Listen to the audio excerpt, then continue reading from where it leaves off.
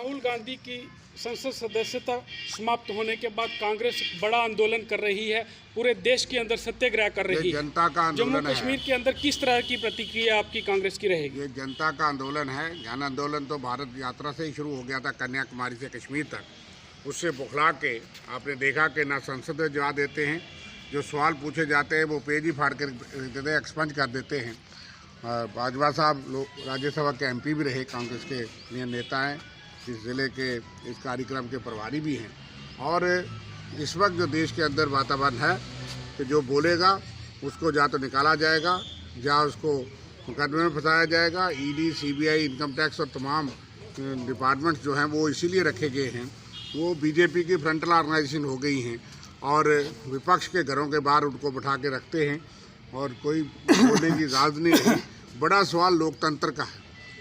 कोई कांग्रेस पार्टी, राहुल गांधी अपनी लड़ाई, सियासी लड़ाई और कानूनी लड़ाई लड़ लेंगे, कांग्रेस पार्टी लड़ लेगी, लेकिन ये जनता की लड़ाई है कि आज बेरोज़गारी है, महंगाई है, बेकारी है, लेकिन सबसे बड़ी बात है कि उसके खिलाफ आवाज़ बुलंद करना ये गुनाह हो गया है।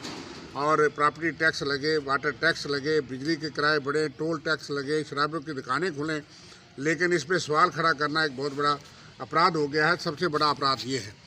फिर किसी तरीके से सरकार के पास हथकंडे होते हैं और हर एक आदमी को डराया जाता है, धमकाया जाता है। पूरा विपक्ष इस वक्त सड़कों पे है और एक जन आंदोलन चल रहा है, सत्याग्रह है। आज सुंदरबनी जिला रजौरी में हमारा ये सत्याग्रह का हिस्सा है कि तमाम जगह पे ये कार्यक्रम बढ़ेंगे और हम लोकतंत्र को बचाएंगे। बोलने की आज़ादी के लिए ये आज़ादी महात्मा गांधी और कांग्रेस पार्टी ने लोगों को दिलाई थी। आज उस आज़ादी को बचाने का ये मुहिम है। इसलिए हम सब लोग हमबस्ता हो रहे हैं, लोगों से आह्वान करते हैं कि इस तमाम चीज़ों का, बेरोज़गारी का, महंगाई का और आर्थिक मंदी का, तमाम चीज़ों का निपटारा जो है तब हो सकता है जब हम संघर्ष करें जुड़ करके और अपनी आज़ादी को बहाल रखें और हमारा अधिकार जो है उससे हम महरूम ना हो जाएं। इसलिए ये सत्याग्रह चल रहा है। आज भी शाम को जम्मू में मिसाल जुलूस है जिसको रजनी पाटिल जी लीड कर रही हैं। उधमपुर में थी अभी वो थोड़ी देर पहले, और कई पूरे जम्मू कश्मीर में देशव्यापी ये अभियान है। उसमें हम यहाँ सुंदरबनी पहुँचे हैं, बाजवा साहब भी हैं, भूषण राज डोगरा जी हैं, हमारे ब्लॉक सदर और बाकी सारे सीधा हमारे कार्यकर्ता इकट्ठे हुए हैं। ये एक ऐलान है कि हम जनता में जाएंगे। अगर आप संसद में हमारी आवाज़ बंद करेंगे तो हम जनता में अपनी आवाज़ को बुलंद करेंगे। मैं बाजवा से आपसे कहूँगा। देखिए, मेरे से पहले जो बिंदर जी ने कहा कि आज हमारे देश में जो लोकतंत्र है वो ख़त्म होता जा रहा है। तकरीबन ऑलमोस्ट जो है उन्होंने ख़त्म कर दिया बीजेपी ने। मैं भी 6 साल राज्यसभा में रहा हूँ।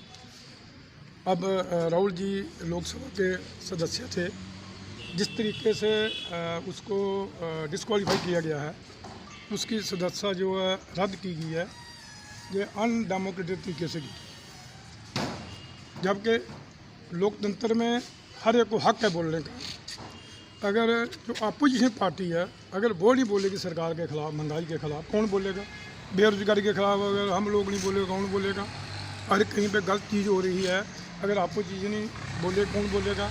अगर राहुल जी ने जो कहा कि हमारे देश में जो लोकतंत्र है वो ख़त्म होता जा रहा है, और सही बात उन्होंने कही, 101% उन्होंने जो कहा ठीक कहा, और हम उनके साथ हैं। जो बातें राहुल जी ने कही, चाहे विदेश में कही, चाहे हिंदुस्तान की पार्लियामेंट में कही, चाहे उन्होंने जब भारत जोड़ो यात्रा थी उस वक्त कही, या उन्होंने पब्लिक मीटिंग में जो बातें कही वो ठीक कह रहा। और एक ही व्यक्ति मैं समझता हूँ पूरे देश में इस वक्त अपोजिशन के बाद जो बात खुल कर करता है। सबसे पहले उन्होंने आज से कोई 5-6 महीने पहले उसको ईडी के समन भेजे। कितनी बार उसको ईडी में बुलाया गया। जब उन्होंने सोचा कि अब ये बिल्कुल बाहर निकल गए, हमारे पास कोई सबूत नहीं रहे, तो उस वक्त इन्होंने कोशिश की उसको कि किसी न किसी तरीके से उसकी सदस्यता जो है वो कैंसिल की जाए, ताकि वो हाउस में वो कोई बात पूछ नहीं सके, और उसको इन्होंने डिस्क्वालीफाई कर दिया।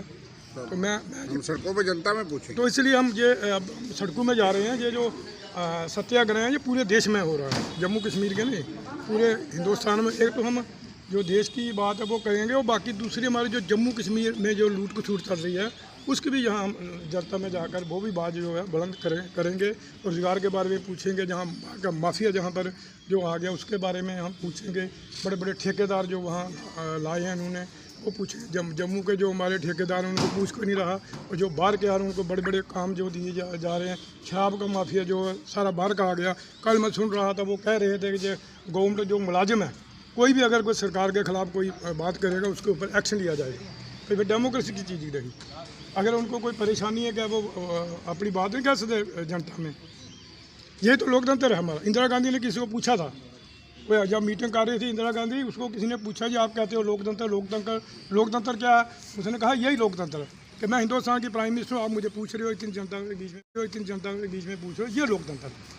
तो उनको तो हाउस में बोलने दिया जाता। उन्होंने कौन सा बुरा पूछा? उन्होंने कहा अडानी और जो मोदी है उसका आपसे क्या रिश्ता है? और हम भी पूछ रहे हैं, आप बताइए।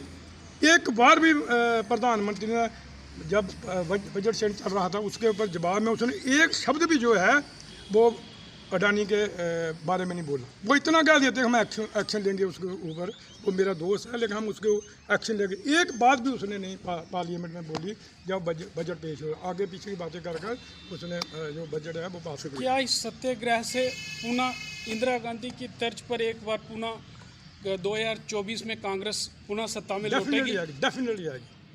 पूरा विपक्ष जो है इकट्ठा हो रहा है, और ये उससे भी ज़्यादा मजबूती के साथ जो है कांग्रेस अब सत्ता में